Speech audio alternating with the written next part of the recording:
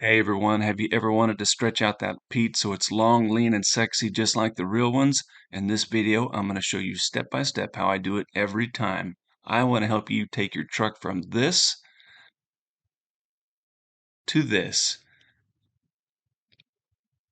Before we get started, let's get our tools together. You're going to want some glue, saw, sandpaper, maybe a file, brass, and Instaset. You can buy these things at rockinhfarmtoys.com if you need them.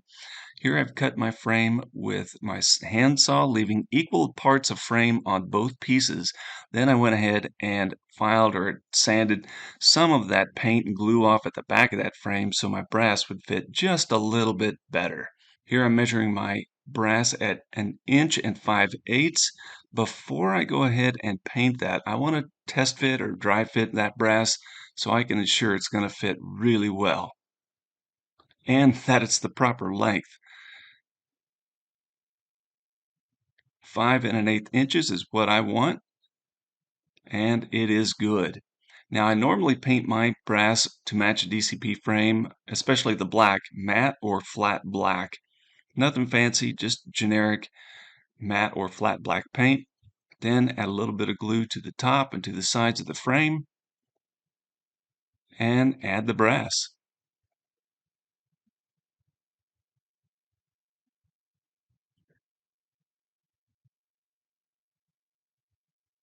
Going to do the same thing at the back, a little bit on top, a little bit of glue on the sides.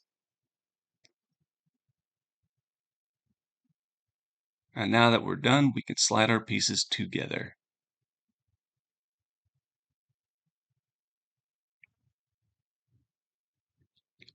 And double checking 5 1/8 inches. Now I'm taking my straight edge and from the back of the cab to the end of the frame, I want to make sure that my parts and all my pieces are parallel and square. And I haven't used Instaset yet because I do want to have a little bit of wiggle room if I need to adjust. Now I roll the truck on its side and on the top again, just checking to make sure that everything is square and perfect. There's no bow, everything is square.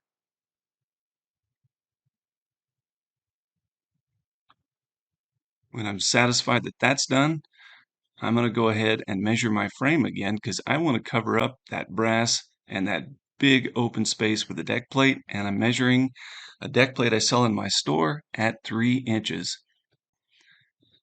Before I get started, I do want to go ahead and just touch up that frame if I happen to nick something. It's always a good idea. You can use a paint pen, just clean it up if there's anything askew.